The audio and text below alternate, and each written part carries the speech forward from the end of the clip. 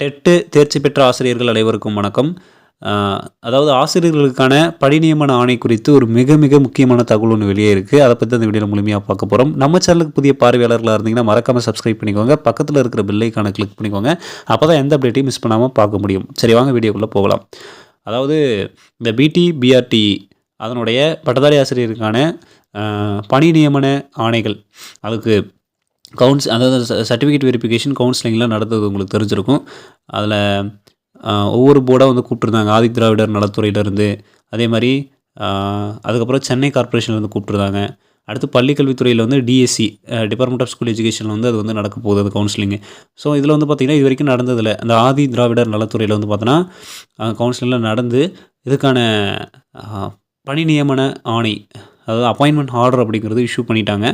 So first என்ன முடிவு பண்ணியிருந்தாங்கன்னா, எல்லா டிபார்ட்மெண்ட்டும் எல்லா துறை சார்ந்த ஒவ்வொரு போர்டு மூலமாகவும் எல்லாத்துக்கும் அவங்களுக்கான கவுன்சிலிங் எல்லாம் முடிச்சுட்டு பணி நியமன ஆணை முதல்வர் கையால் வழங்கலாம்.